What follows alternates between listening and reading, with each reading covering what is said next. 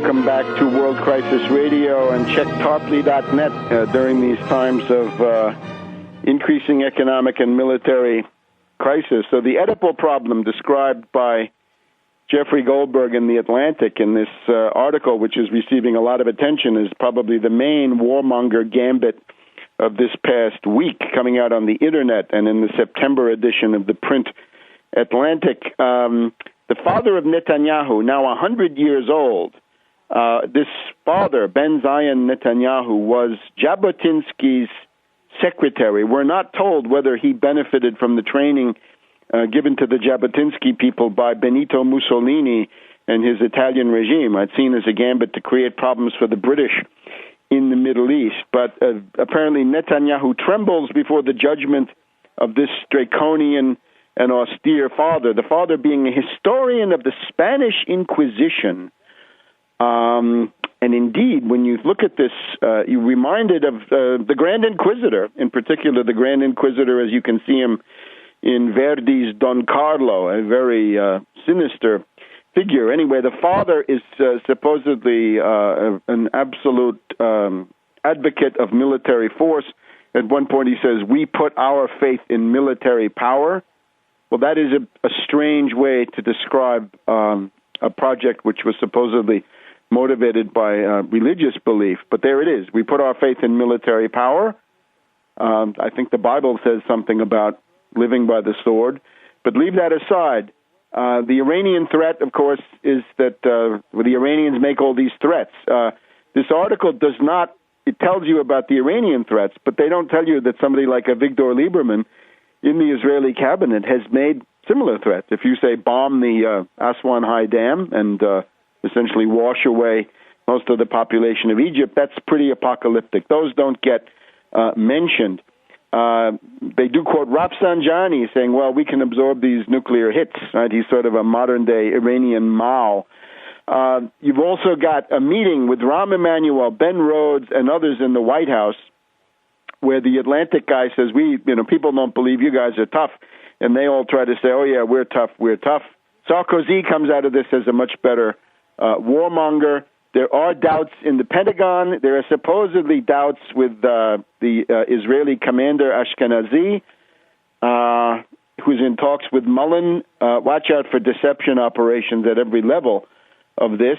We're also told that one of the reasons that Dennis Blair, had to go was that he was more of a hawk than Obama and wanted Obama to give assurances to the generals about this.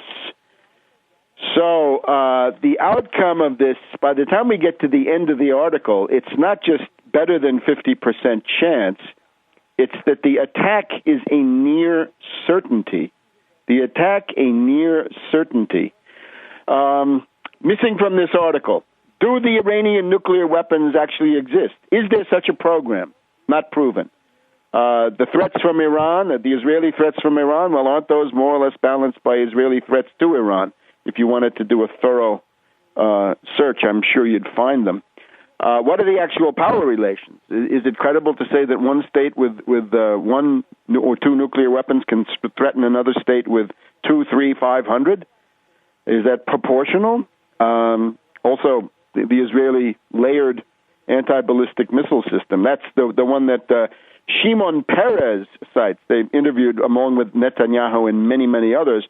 Goldberg has interviewed Shimon Peres, who says we can build an anti-missile defense system, plus the U.S. will bail us out. The U.S. will attack Iran before we do. The Israelis feel threatened. Well, I guess the Iranians feel threatened as well. So that leaves us with the world going towards the abyss at the end of this entire article, despite the voices, timid voices, minority voices here and there, that this would not be a good thing. Now, James Fallows, obviously responding to criticism in The Atlantic, says, well, we're being accused of warmongering because we put this article in here. It's true that Goldberg was a big supporter of the Iraq attack. Essentially, Fallows' line is, it's never too late to launch the bombing. You can always delay the bombing, but once you've done it, then you're in the soup.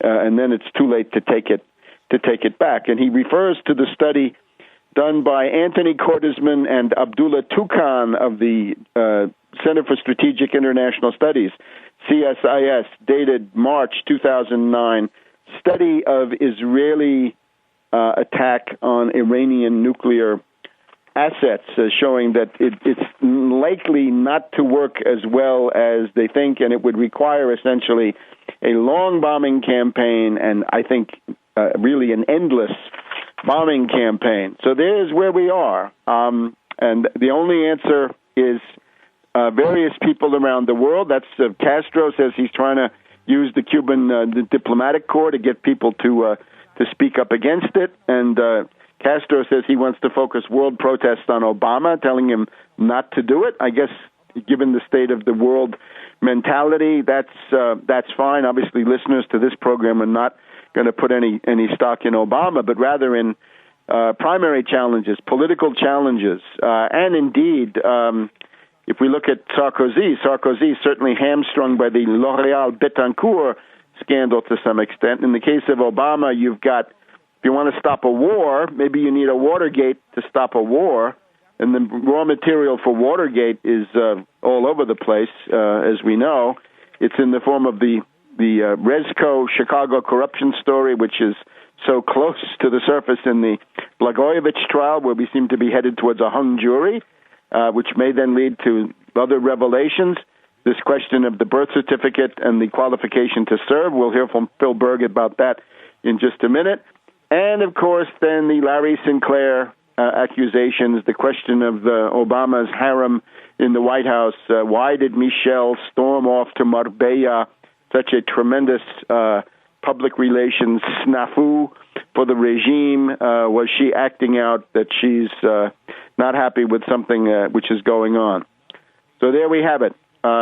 Get active or get radioactive. Now, shifting gears, Wall Street tremors this week, right? We had a 3% down day of the New York markets, and we had basically a 2.5% to 3% down day from Japan to Western Europe, the main ones, to Wall Street. Now, that came the day after the Federal Reserve had announced that the, quote, recovery, unquote, was losing steam. This was a very anemic recovery, not going anywhere, getting weaker and weaker. I would simply say that's the second wave of the world economic depression, dear Fed boys.